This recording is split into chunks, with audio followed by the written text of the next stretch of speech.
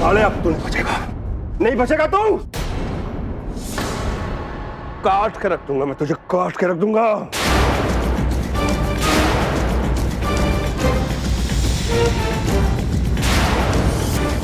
साले मैं बताता हूं तेरे को।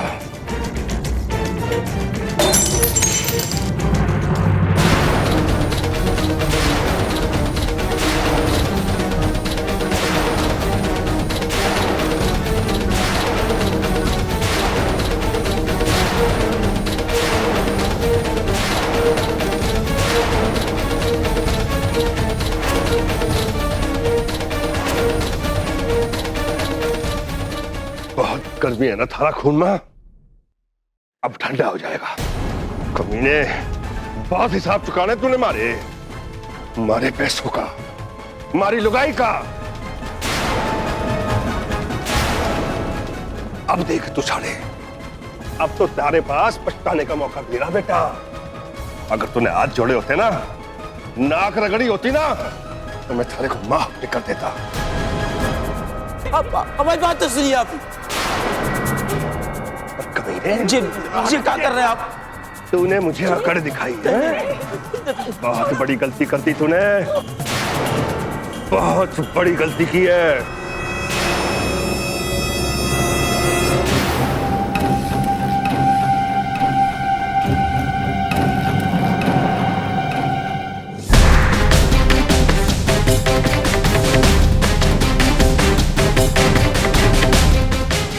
कुछ दिनों के लिए हमारे साथ हमारे घर चल सकती हैं।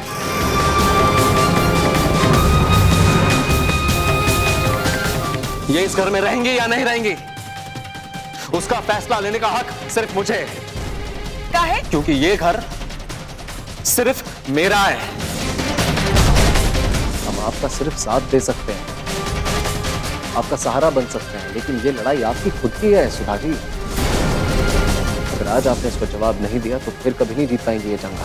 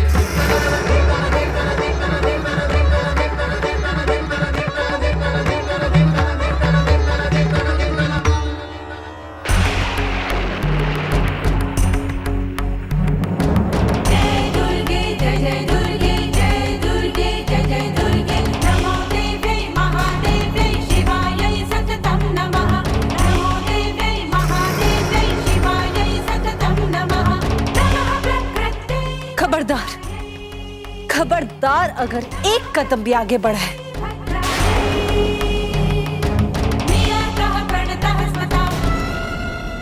ये साड़ी बीच में मत आना, वरना मैं आज थारे को।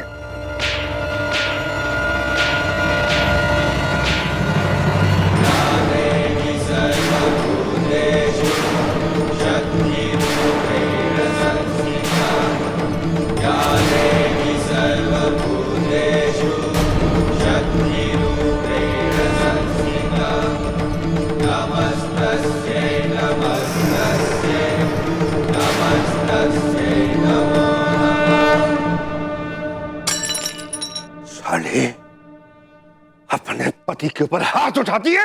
पति? अरे तूने तो पति शब्द का मतलब ही बदल दिया।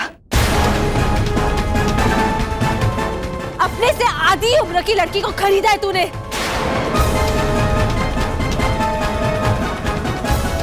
तुझे क्या लगता है रामअवतार, किसी के मांग में सिंदूर भरने से कोई इसका पति हो जाता है? नहीं रामअवतार, तू एक खरीदार है, खरीदार। और मैं आज तक तेरे इस्तेमाल की चीज बनकर सहती रही, तेरे हर जुल्म सहती रही। पर अब नहीं, मैं भी एक इंसान हूं, और जो मुझे इंसान की तरह नहीं देखता उसे जवाब देना जानती हूं। समझा? ये मंगलसूत्र तुझे हक देता ना मुझ पर? अरे राम अवतार, तुझे इसका मतलब भी पता है? ये एक सम्मान होता है, सम्मान। राम अवतार, ये एक वचन होता है जो एक पति देता है अपने पत्नी से, जो तूने मुझे कभी नहीं दिया। इसलिए मेरे लिए ये सिर्फ काले मोती है, और आज मैं इसे उतार कर फेंकती हूँ।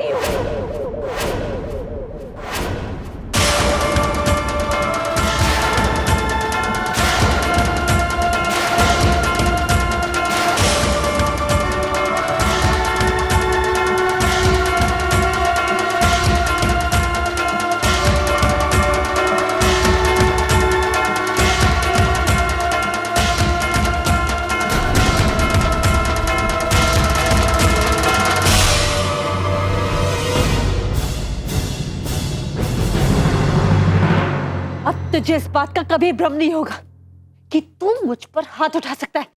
ये ले।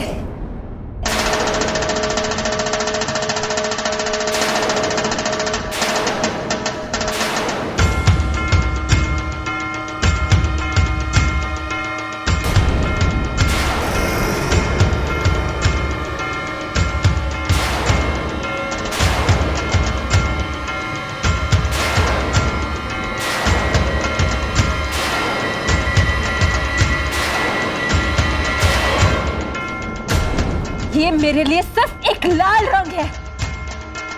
यही लाल रंग मेरा भाग तुझसे जोड़ता है ना? ले, मिटा दिया ऐसे। अब मैं तेरी कोई नहीं, समझा? अब मैं अपना भाग खुद तय करूंगी। ना ये काले मोती, ना ये लाल रंग, और ना ही तू।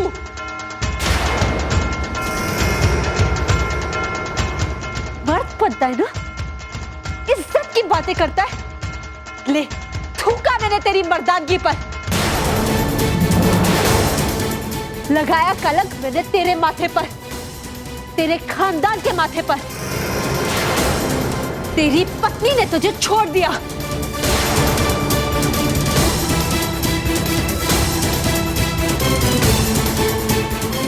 अरे रामोतार, तू इस लायक ही नहीं है कि तू एक औरत को बांध सके।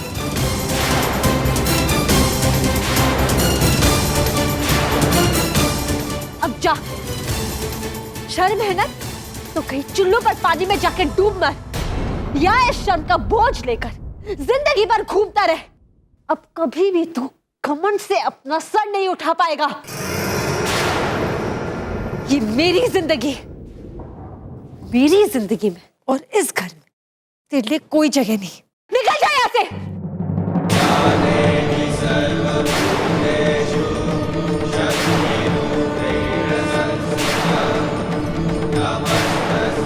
निकल जा यहाँ से। क्या सुना नहीं? हाँ, चल निकल यहाँ से। ये लोग ऐसा नहीं मानेंगे सेठ। पुलिस बुला लूं? हाँ बुला ना, जा बुला पुलिस को। मैं भी वही चाहता हूँ कि तू बुलाए पुलिस को यहाँ पे। जब सुधा जी का बयान अखबार में छपेगा ना, उसके बाद पूरी दुनिया अपने आप जान जाएगी तेरे सेठ राम अवतार के असली अवतार। बुला जाके। तू नहीं जानता कि तू किससे हट गया है। साले अपने पैदा होने के लिए, इस औरत की सूरत देखने के लिए और राम अवतार से टकराने के लिए बहुत पछताएगा तू। बहुत पछताएगा तू। इतना याद रखियो।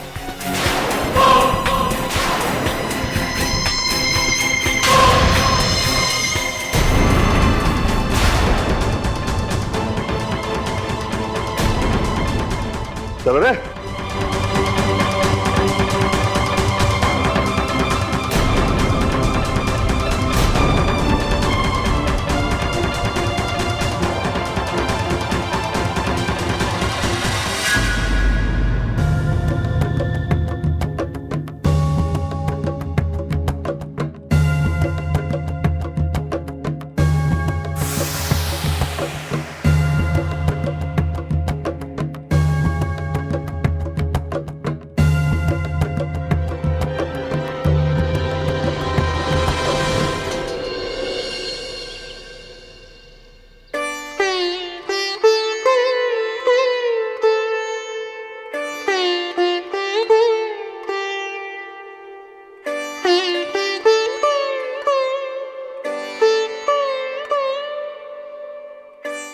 भारती, चाय रखिए बेटा। जी माँ।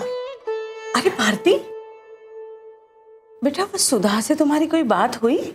हाँ माँ, पर माँ हमारी समझ में ये नहीं आ रहा कि अभी तक वो ठीक भी है या नहीं, क्योंकि जिस तरह वो बात कर रही थी। क्यों, क्या कहा क्या उसने? माँ वो कह रही थी कि अब वो अपने पति के घर वापस नहीं जाएगी।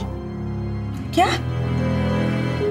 पति के घर वापस नहीं जाएगी? तो अभी वो है कहाँ? पता नहीं माँ, हमें भी नहीं मालूम।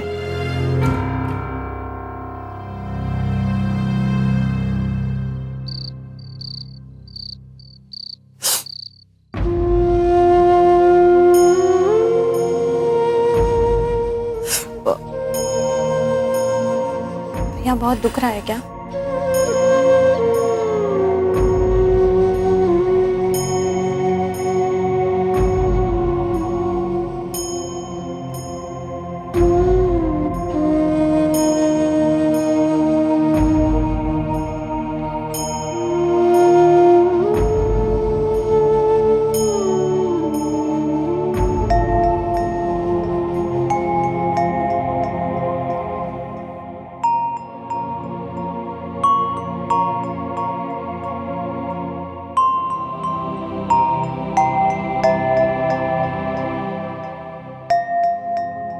भैया अभी आप आराम कर लीजिए, आपको जरूरत पड़ेगी तो मुझे बुला लेना।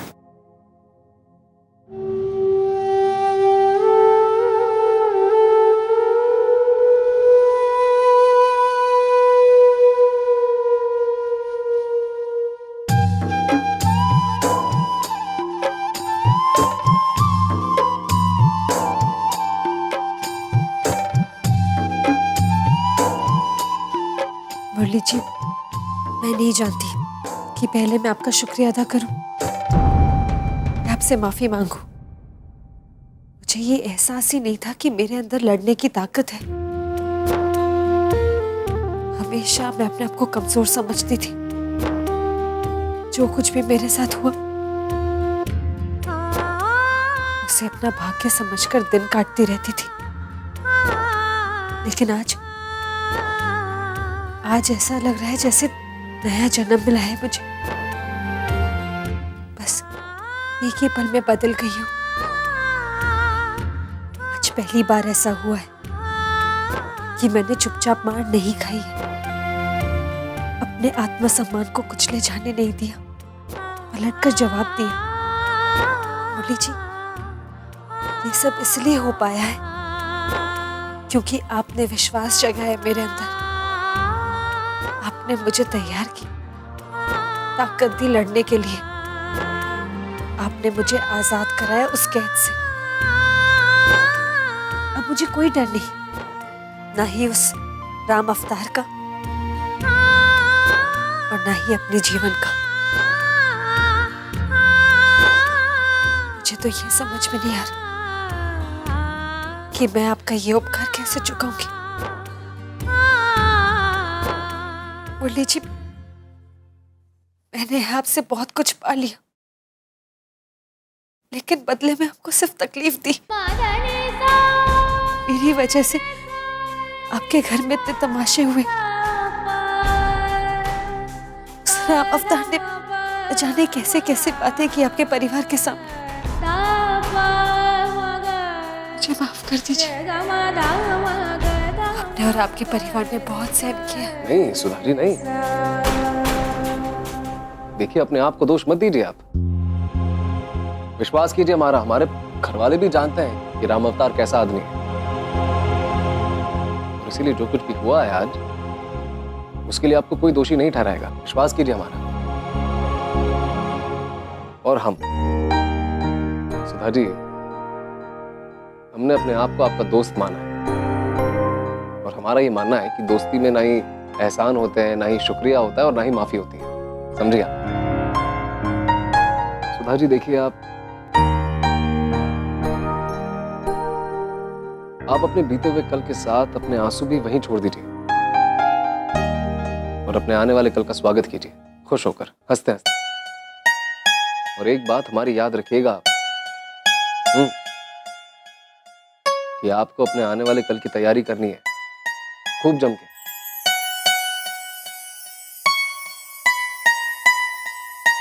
आप अब आराम कीजिए, मैं चलती हूँ। ठीक।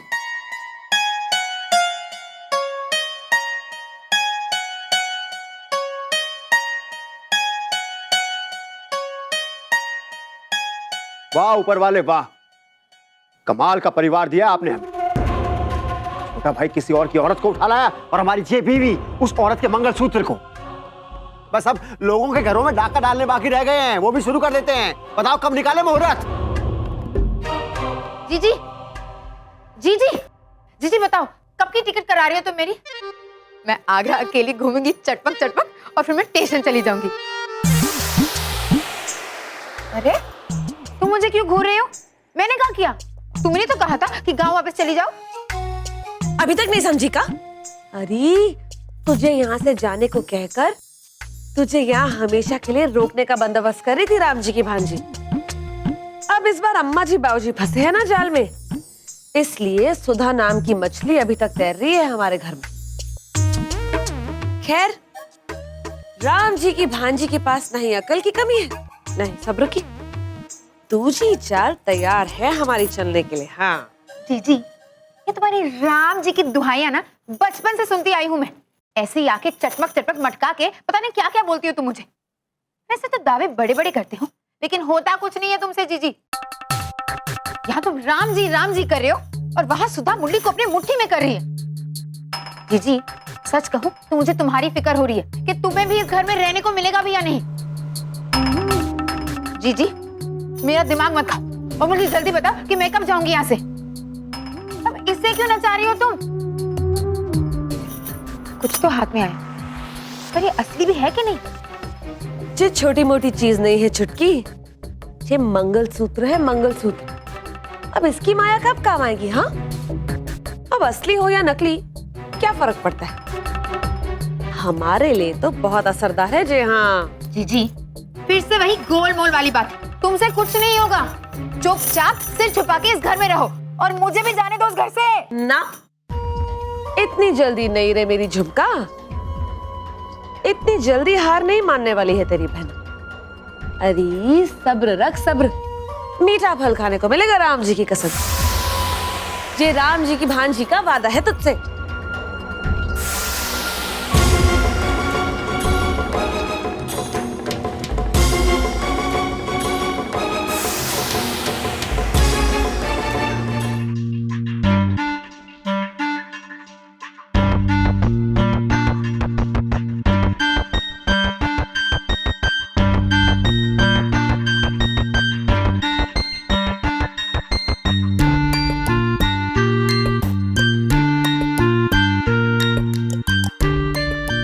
आप इतनी उदास क्यों हो? आपको ऐसे देख के ना मुझे अच्छा नहीं लग रहा। मैं उदास नहीं हूँ। वो तो ना मुरली के साथ आज सुबह जो भी हुआ ना, उससे मैं बहुत परेशान हो गया। ये तो मैं तो हंस रहा हूँ देखो। वैसे एक बात कहूँ डमरू जी, वो आदमी जब आया था ना तो मैं भी बहुत डर गई थी। कैसे चिल्ला रहा था वो मुरली जी पर। हाँ, मुझे लगा कि कहीं मुरली जी का पिटाई ना कर दे। ऐसे कैसा पिटाई कर देता? अरे मुरली कोई मार खाने वाले लोगों में से नहीं है। हाँ समझी।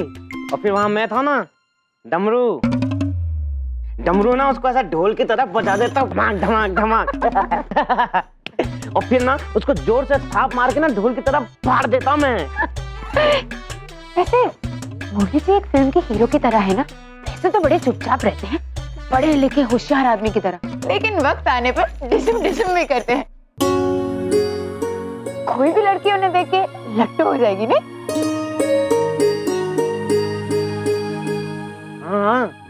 हाँ मुरली तो है ही हीरो, लेकिन मैं बड़ा हूँ तो फिर मैं ज्यादा बड़ा हीरो हुआ ना। देखो वैसे झुमका मैं खाली ऐसा मुस्कुराता रहता हूँ, लेकिन ऐसी बात नहीं है, लड़ाई झगड़े में भी मैं कम नहीं पड़ता हूँ। बहुत खतरनाक आदमी हूँ मैं, पता है तुम्हें?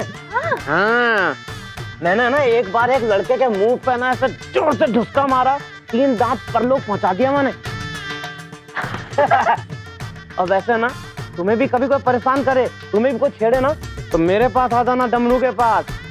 मैं है ना उसका एक हाथ तोड़ दूंगा और 4 दांत तोड़ दूंगा।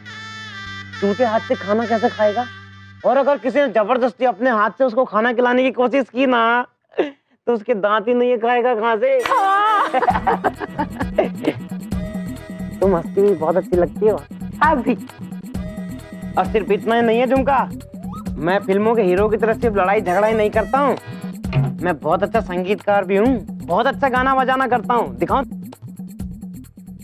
फिल्मों के सारे हीरो मेरे आगे हैं जीरो, फिल्मों के सारे हीरो मेरे आगे हैं जीरो।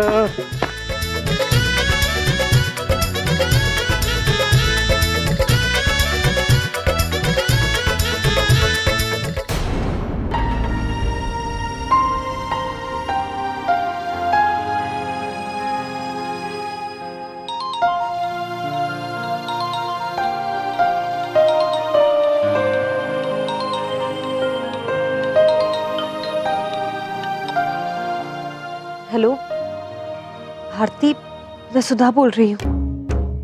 सुधा, थैंक गॉड तुमने हमें फोन किया।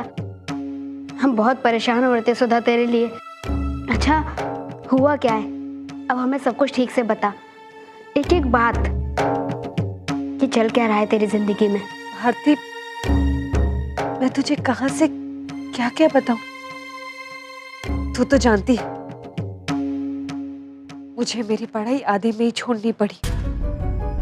उसके बाद मेरे भैया ने मेरी शादी कराई, वो भी मेरे दुगने उम्र के आदमी के साथ। क्या? लेकिन भारती, मैंने उन्हें दोष नहीं दिया, क्योंकि अगर आपके घर में एक जवान कुंवारी लड़की हो जिसे आपने जन्म नहीं दिया, उसका बोझ उठाना बहुत मुश्किल होता है। पति के रूप में एक राक्षस पाया मैंने, जो कोई मौका नहीं छोड़ता था मुझे मारने का, इज्जत करने का। अपना भाग्य समझकर मैं चुपचाप सब कुछ सहती रही, दिन पर दिन मरती रही। अनोखी शादी में खत्म हो गई थी मैं। कभी हिम्मत नहीं जुटा पाई कुछ बोलने की, कि मैं जानती थी मेरे साथ कोई नहीं है, कोई नहीं जो मुझे सहारा देगा। भारती, एक दिन ईश्वर की नजर मुझ पर पड़ी। उसने मेरे सारे दुख देखकर एक फरिश्ता भेजा। जिस आदमी के घर में रह रही हूं, वही मुझे अस्पताल से घर ले आया। उस नर्क में से बाहर निकलने की शक्ति दी उसने मुझे, अपने घर में जगह दी। लेकिन उसके बाद भी उस राक्षस ने मेरा पीछा नहीं छोड़ा। वो यहां भी आ गया मुझे लेने। लेकिन इस बार मैंने हिम्मत जुटाई, मैंने जवाब दिया, क्योंकि इस फरिश्ते का सहारा था मेरे साथ। पहली बार किसी ने मुझे समझा और वो मेरे लिए लड़ा। बस उसी फरिश्ते के सहारे मैं उस नर्क से बाहर निकल आई। तोड़ दिए मैंने सारे वो रिश्ते, जो रिश्ता कम और फंदा ज्यादा था। भारती, मैं अब एक नई जिंदगी शुरू करने जा रही हूँ। मेरे साथ जो कुछ भी हुआ, बस इसी वजह से मैं बाहर वालों से, नीलम से, तुझसे कोई संबंध नहीं रख पाई। सुधा, इतना कुछ होता रहा तेरी जिंदगी में और तूने ना हमें खबर की ना ही नीलम को। खैर जो भी हो, पर तूने ये अच्छा किया कि उस राक्षस से अपने नाम का रिश्ता खत्म कर लिया। दुख तो सिर्फ इस बात का है भारती ये हिम्मत मैं पहले नहीं जुटा पाई और शायद कभी जुटा भी नहीं पाती अगर वो फरिश्ता मेरी जिंदगी में नहीं आया होता। लेकिन सुधा, तूने अब तक हमें ये नहीं बताया तुझे नई जिंदगी देने वाला ये इंसान है कौन और नाम क्या है उसका? भारती, उस फरिश्ते का नाम है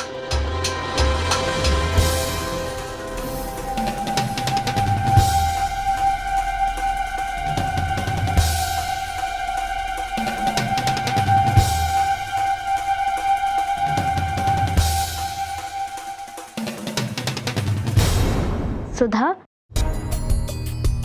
सुधा, क्या हुआ? तू सुन रही है ना? हाँ, तू बता ना, क्या नाम है उनका और आगरा में कहाँ रहते हैं वो? भारती, उनका नाम झुमका। हमें तंग मत कर, हम सोने जा रहे हैं।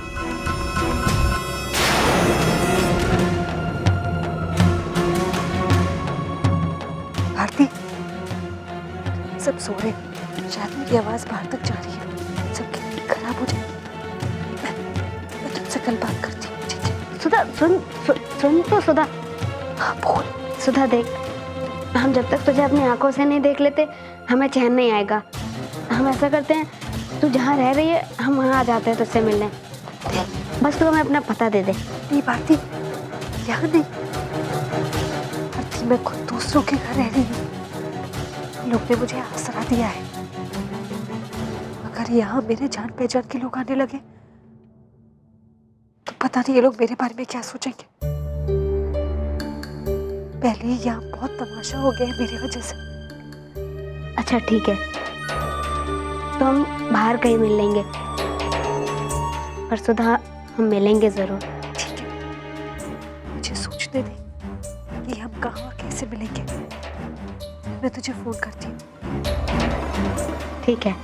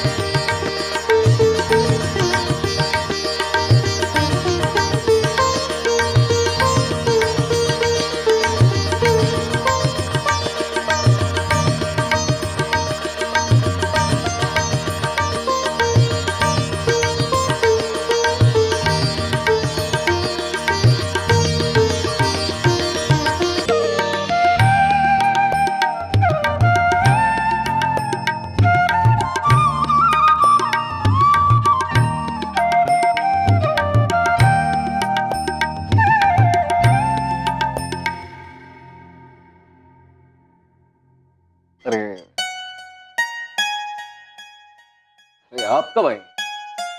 बस अभी।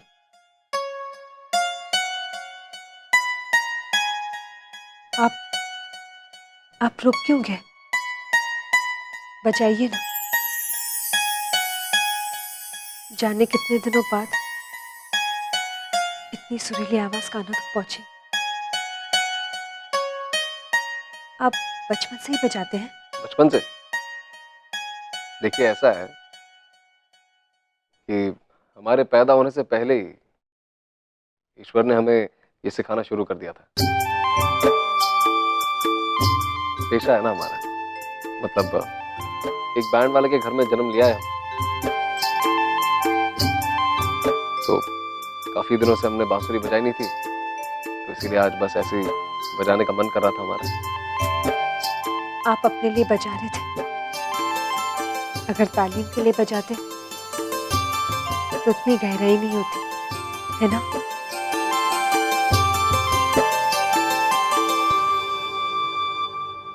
आप सोई नहीं अब तक, या फिर हमारी बांसुरी से नींद टूट गई आपकी? अब नहीं, मैं जगी हुई थी। अगर सोई होती तो आपकी बांसुरी और चैन की नींद लेती मुझे। मुरली जी, एक काम था आपसे। जी, आपको याद है मैंने आपको अपनी कॉलेज की सहेली के बारे में बताया था, वही जो अस्पताल में भी मुझसे मिल रही थी? हाँ हाँ जी। उसका फोन आया था अभी थोड़ी देर पहले। दरअसल वो मुझे लेकर बहुत परेशान है, मुझसे मिलना चाहती है वो, लेकिन कब कहाँ कैसे उसे यहाँ बुलाना भी ठीक नहीं होगा। पहले ही मेरी वजह से, देखिए अगर हम बाहर भी कहीं मिलते हैं तो कहाँ और कैसे ये हम तय नहीं कर पा रहे। देखिए आपका इस वक्त बाहर जाना जरा सा खतरनाक हो सकता है।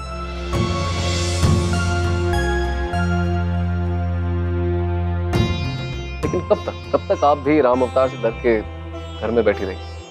वो भी तो यही रहने वाला, इसी शहर में।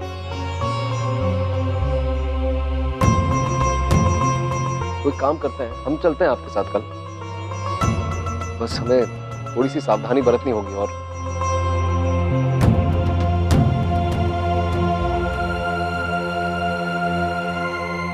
हाँ, बस हमें थोड़ी सी सावधानी बरतनी होगी।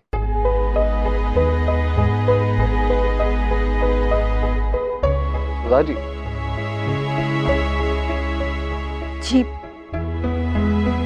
ठीक है, अब मैं सोने जाती हूँ।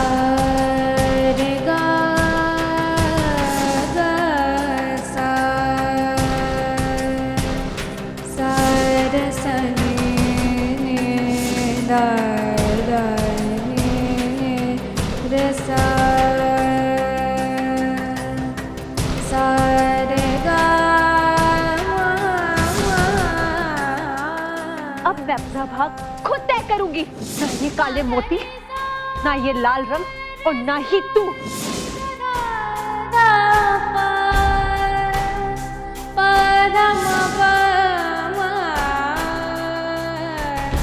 रे मगर गा मगर गर सा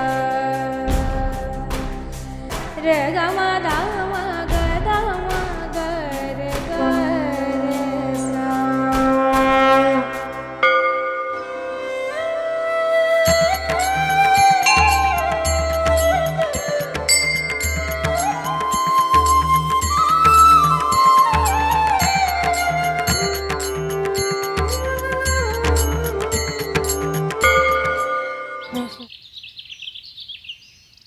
कृष्णा, तो तू जो कुछ बता रही है उनके बारे में, उस हिसाब से तो एकदम सही नाम है ना ये उनका। हाँ बात, बस यूँ समझ ले, इस युग में खुद कृष्ण भगवान उनके रूप में है और मुझे बचा लिया। अच्छा, बड़ी खुश नजर आ रही हो आप। क्यों ना हूँ बात। शादी के बाद का समय मैंने कैसे बिताया ये तो मैं ही जानती हूँ। पति का जुल्म, वो घुटन, मजबूरी के सिवा कोई रास्ता ही नहीं था। उस नर्क में से मैं कैसे निकल पाती कुछ समझ में ही नहीं आ रहा था, और ना ही जो हो रहा था उसे सहन कर पा रही थी। 2 बार तो मैंने अपने आप को खत्म करने की कोशिश की है, लेकिन किस्मत ने मेरा साथ वहां भी नहीं दिया। यूँ समझ ले, शायद किस्मत ने मेरा एक नया जीवन लिखा था, जो कृष्णा जी है। उन्होंने ना ही मुझे हिम्मत दी, बल्कि हौसला भी दिया। भारती, जिस इंसान के सामने खड़े रहने से मैं कब आती थी, मैंने उसका सामना किया, उसे अपनी जिंदगी से निकाल दिया मैंने।